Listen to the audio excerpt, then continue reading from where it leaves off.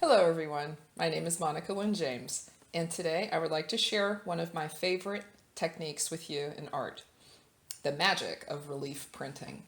Relief printing is one of the oldest forms of printing, probably because it's a very simple process, about as simple as creating a stamp. This ancient art form goes all the way back to 100 AD in ancient China. It was the trade secret of the emperor up until around about the 15th century, as it spread to Europe with its adaptation and reinvention or invention of the Gutenberg press. This invention sparked the last information age with the ability to mass print books, which before then were copied by hand by monks. Relief printing is as simple as a stamp, and an image can be carved into a matrix. And for this process, I've used the simple matrix of a potato. You can use wood, rubber stamps, basically anything you can carve an image into. You can even use paper and create a stencil and cut out shapes, or use vegetables, which also have interesting shapes. Artists would have used wood blocks, even hardwood like mahogany and cherry, to carve images and eventually letters. We're going to visit ancient Africa and take a look at Adinkra symbols. These very special symbols were developed by the Asante people from the ancient kingdom of Ghana. Ghana now sits on the map in present-day Ghana in West Africa, but the ancient kingdom was much, much larger. The Adinkra cloth was traditionally made for and worn by royalty for religious ceremony. But today, we see these symbols on all sorts of things, probably because back in the 1960s and 70s, Ghana became the center for a Pan-African movement, which called for African people all over the diaspora, all over the world, to come together. And those symbols are now on all sorts of things. I have a stool here with the symbol of the Gianni Ame carved into the base of the stool. The Gianni Ame is a popular symbol which stands for the omniscient presence of God, meaning that God is always watching over. There are many stories behind the invention of Adinkra symbols, and they are symbols. Each one represents a complex series of meanings. The technique for weaving kente may possibly be a gift from Anansi the spider in the beautiful legend of Kurugu and Amewa. Another story connects the Adinkra symbols to the story of the Ashanti golden stool. This magical stool was a gift from the gods to the first chief of the Ashanti nation. The golden stool is a symbol of power and came wrapped in the cloth, printed with special Adinkra symbols. The golden stool is even today surrounded in myth and magic in a wonderful true story through history of its safekeeping during the invasion and colonization of the British by Queen Mother Nana Ya Asante when she was able to keep the stool hidden and safe, and it's still in its original home in Ghana. I was very lucky to visit the stool and to find many of the artists still working with these techniques, printing into fabric. If we were to travel to West Africa, we would see gourds used for this. They have a very tough outer skin, almost as tough as wood, and so the stamps can be used again and again. Okay, so let's start making some prints, and I'll show you the materials that you'll need to get started. If you're using a potato, slice the potato very clean in half with a sharp knife to get a smooth, even surface for your symbol. Look through the Adinkra symbols and find a symbol that has special meaning for you. Transfer this image to the potato. I used a Sharpie and also some paint to help the image stick, and then carve away everything that is not the symbol. You can use any sharp knife, a steak knife, an X-Acto blade. I have an extra lino cut tool on hand, but you don't have to use that. Any sharp knife will do. We've sped up the image here, but you should definitely carve very slowly and carefully, and always carve away from your hands and slowly to avoid slipping and cutting. Continue to cut away everything that is not your image until you just have a raised image on the surface, almost like a stamp, and then your matrix is ready to print. So I've cut apart some boxes and I'm using recycled paper.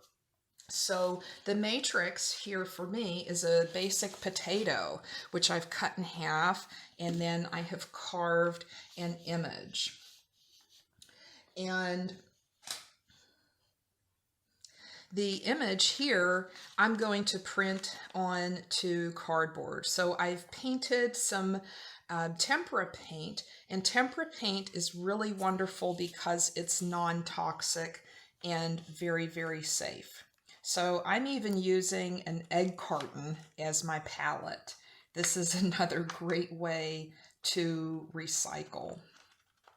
So I'm mixing up some green to use kind of a different color, and I'm just going to paint my stamp, and you can see that it's hitting mostly on the surface that's raised, and there's some kind of going under. It's okay.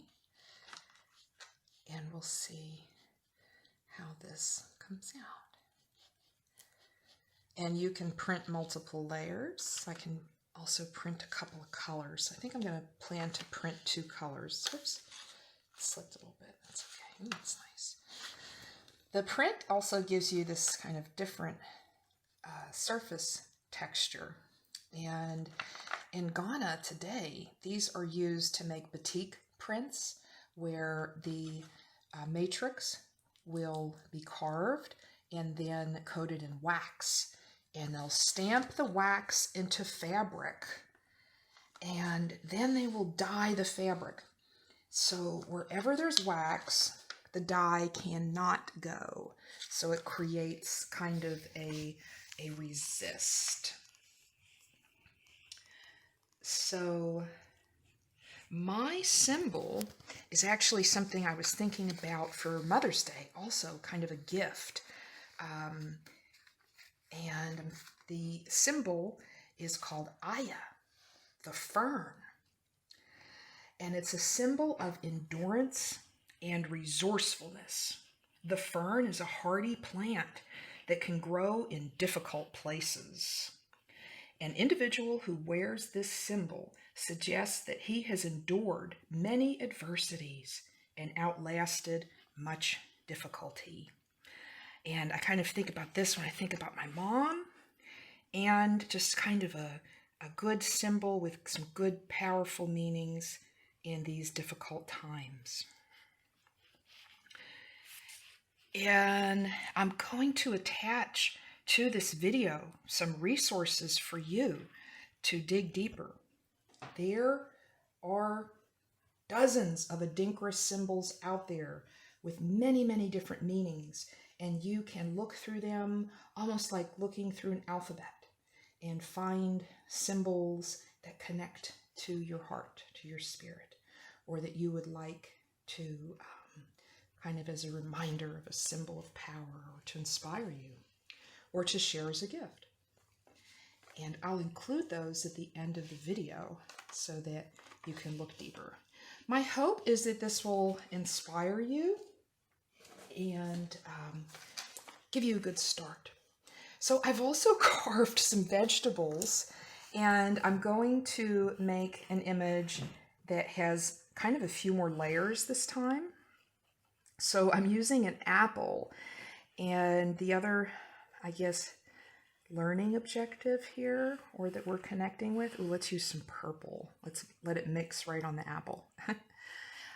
But the other I guess, objective that I would like to share with you is a good way to recycle. And we're using kind of materials you may not think of. I have a lot of students. Whoa, that went way out of control. That's okay. I slipped, but I'll make something out of it. I have a lot of students or people that talk to me and they say, well, I can't get into this because I don't have the materials. You know, I don't have a sketchbook, or I don't have charcoal, you know.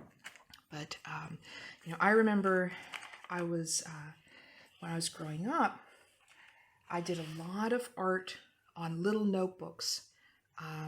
My grandfather was a security guard, and we didn't have a whole lot of money growing up, but he would take his flip books from his shift as a security guard, and they would just throw them out. They often wouldn't use the whole thing. And he would give that to me, and I'd say, ooh. And I'd make little flip books of animations, or, you know, little sketches, like little mini books. So we can be creative. There's lots of things around our house and around our yard, and even things that we would throw away. I always like to think that artists are kind of people that maybe can make something out of nothing. So let's make something out of a mushroom. So I think we're going to make this mushroom really special. So I've got some tempera paint here, and let's see, we're going to put some of that. Let's make some purple into here too, and we'll use a dark color to make this mushroom really stand out here. So vegetable prints are lots of fun. Maybe a little too much paint on that. Let's try that again. And these are also fun things that you can do with your kids. Another way to get them thinking about vegetables. Or those things that might be about ready to go in the trash. Maybe you could print it first, or create something out of it first. I actually grabbed a bunch of leaves from my backyard and printed a couple of layers and used it almost as a stamp. And you can see some of the shape of the leaf, where I put the leaf down and just painted around the leaf. All sorts of things can become art. And you can use paper. So you say, okay, I don't have vegetables and food that can be thrown away. I need to eat my food. You can take those circulars that you don't use. I cut holes out of this one, so this now becomes a stamp. So I can now take this circular and I cut all these little holes in here, and I have a little stamp, and I can create this pattern maker. Oh, ooh, there we go. There's some patterns happening. Or you can even make patterns out of printing bubble wrap. Although it's hard not to pop these. You see these, we just want to do, I just pop it. So here, let me put some color on that. Let's get a little different texture. Texture is one of the elements of art. It's really fun to work with, and we can create that sometimes with different patterns. And this is a great way to make different patterns. So I'm actually going to put this down one more time. And we'll do a little bit different color this time. Maybe a lighter green. So I put some white on my brush. Make it a little bit lighter now. You can really, take your time and draw butterfly or an interesting silhouette and use recycled paper to cut out those shapes. I hope it inspires you to give it a try. Have fun with it. And let me know what you think in the comments. Thank you.